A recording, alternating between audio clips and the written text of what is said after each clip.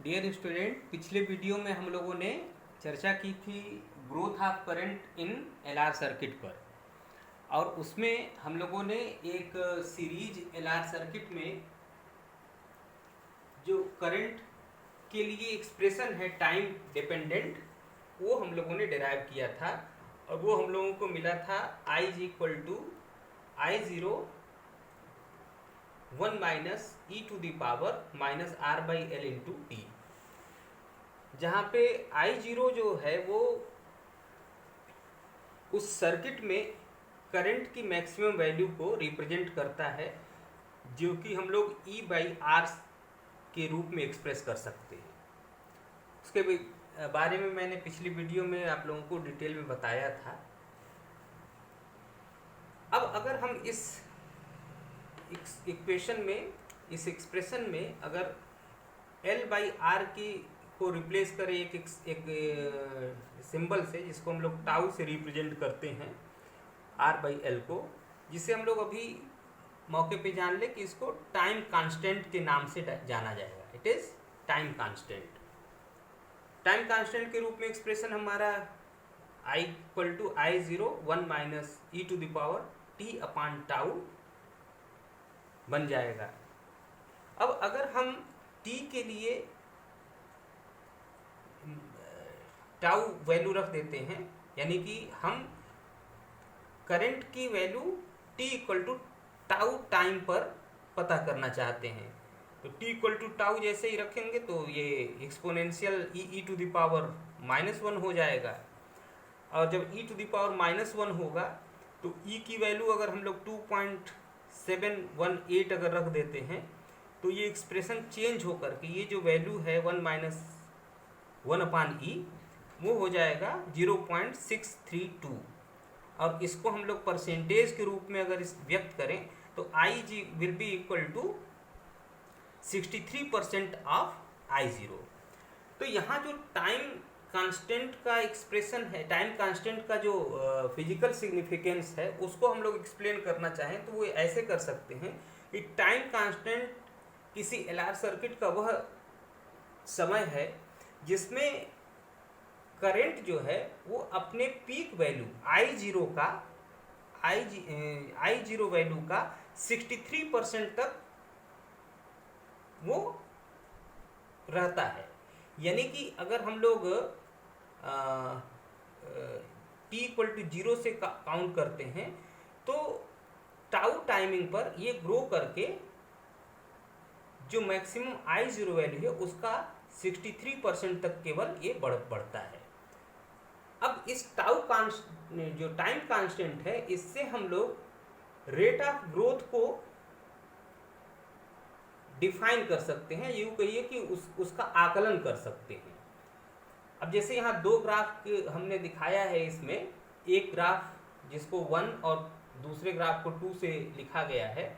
तो पहले ग्राफ दोनों के लिए जो अगर हम देखें कि I0 की वैल्यू एक ही अगर है तो उनका जो 63% है वो भी सेम होगा, लेकिन ग्राफ अलग अलग दिखाया गया है।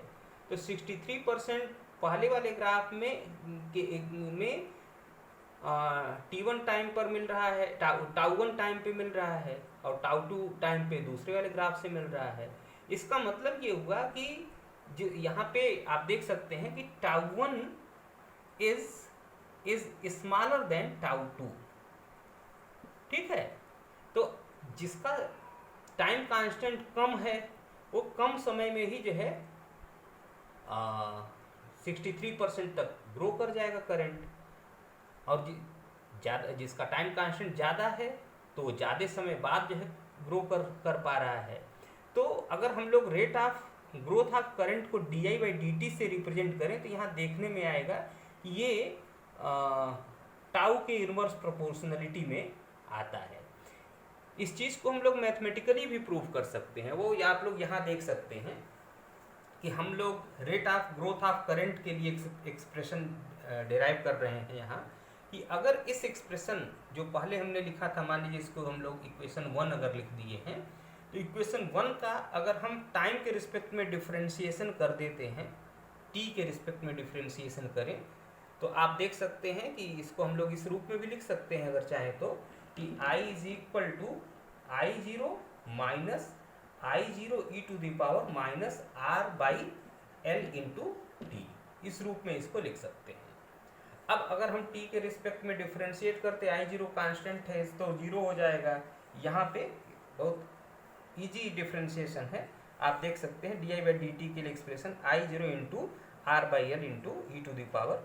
अब यहाँ पे भी देख सकते हैं कि जो हमारा रेट ऑफ ग्रोथ है करंट का वो एक्सपोनेंशियल है, एक्सपोनेंशियली ये डिक्रीज करेगा।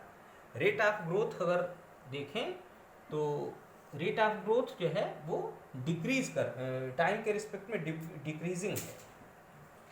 स्टार्ट में रेट ऑफ ग्रोथ बहुत फास्ट होगा और धीरे धीरे करके रेट ऑफ ग्रोथ कम होता जाएगा।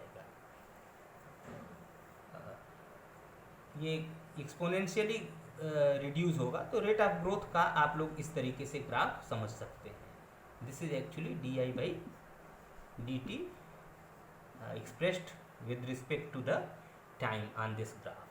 ठीक है, ये इसका ग्राफ इस तरीके से आएगा। अगर हम लोग यहाँ I0 into e to the power minus R by L into T को यहाँ से अगर अलग करके लिखना चाहें तो यही एक्सप्रेशन चेंज हो करके D I by D T equal to R by L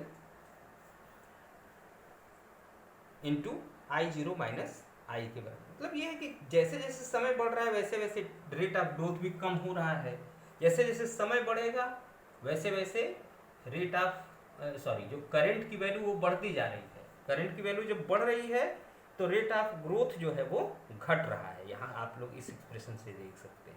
और यहाँ ये आप लोग ये समझ सकते हैं कि rate of growth is directly proportional to R by L. और इस एक्सप्रेशन को आप लोग यहाँ जो मैंने फिजिकली एक्सप्लेन किया था उससे टैली करके देख सकते हैं। यहाँ पे ये देखा गया था कि D I by D T is inversely proportional to 1/टाउ, और टाउ की वैल्यू अगर हम लोग यहाँ से R by L by R अगर रखते हैं तो फिर यही रिजल्ट यहाँ पर भी मिल पाता है।